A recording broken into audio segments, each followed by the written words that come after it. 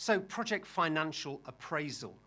We looked at this in lecture 5, where we looked at the payback for a project, or the return on investment for the project, or the net present value for a project.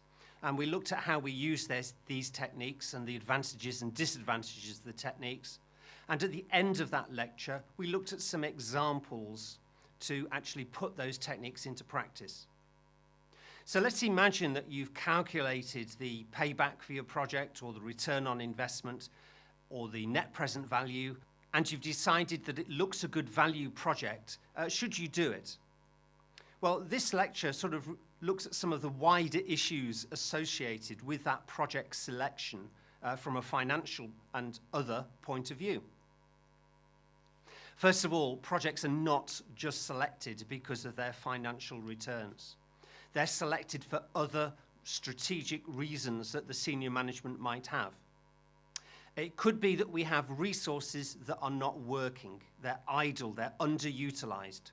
And rather than make them redundant, we want to create a project that doesn't make us a lot of money, it doesn't lose us too much money, but it will keep those resources busy. Or it could be that for cash flow reasons, certain projects generate cash sooner, or we can't do a project even though it's got a wonderful return on investment because it's going to starve the company of cash as it goes through its development period. We might choose to do a project not because of its financial viability, but because the fact that it uses skills that we have available, or it develops our skills. The project could be a loss leader for a customer. We're going to do the project for the customer so that they can demonstrate our skills and our abilities. We're going to offer it at a loss in the hope that there will be new business to come in the future. Your project has got a wonderful payback, a short payback, a big return on investment, a positive net present value. But does it have clear objectives? Because if we haven't got clear objectives, we shouldn't be doing any project. And is cost the most important thing? Maybe the project is time critical, and that when you look at the timing plan for the project, it's just impossible to deliver it for the required date. So it doesn't matter how wonderful the financial returns for the project are, this is not a project that will be selected. Are the objectives smart? We don't want to start a project that has unclear objectives or not supported by management, objectives that aren't smart. We need a good project specification.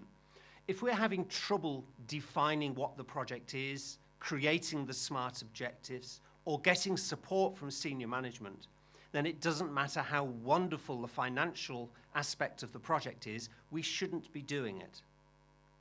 Okay, so our project is wonderful. It produces a wonderful financial return, but that doesn't mean that there isn't another project within the organization that deserves the money for other reasons, because it uses the resources, or it increases the skills, or maybe it has a better return on investment.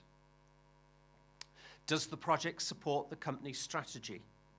Some wonderful money-making projects might be identified, but maybe the company decide that their strategic goals are moving and they want to get out of this particular market and they want to develop into a new product environment.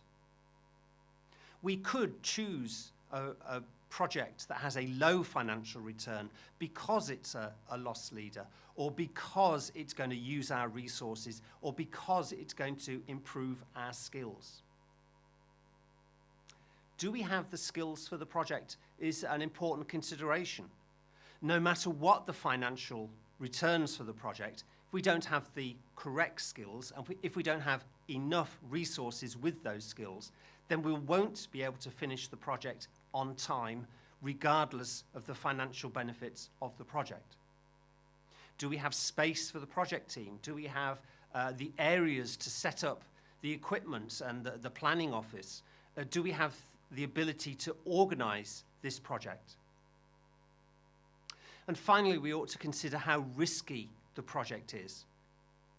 Usually, projects that have got big paybacks are because they're risky projects. They're getting into new markets. So how risky is this project? We cannot select a project purely based on its financial return. We have to look at lots of things, including how risky it is. If it's a runner project and a good financial return, that's excellent. If it's a stranger project, well, your estimates aren't going to be that good. So are you really sure of these great financial returns? One way to look at this is to look at the risks that you've identified on the project and say, is this a risk to the time of the project? Is this a risk to the cost of the project? Or is this a risk to the quality of the project? Usually on a time-critical project, when you identify the risks, they're all about the time element. If you've identified a project that has got lots of risks that are going to impact on the costs, then that needs to be taken into consideration when you're selecting the correct project for the company to do. Understand how sensitive you are to changes. It's a what-if type situation. It's one way of looking at the risks. What if our sales don't meet our expectations? What if our costs increase by 10%? What if the oil price rises by 10%? What if the exchange rates change? What's the impact of that on our payback, on our return on investment, or on our net present value? So these are the real things that we need to consider when we're selecting a project. And in an exam question, just because you've calculated a very short payback or a return on investment that's 60, 70, 80%, should you do the project? You just don't know.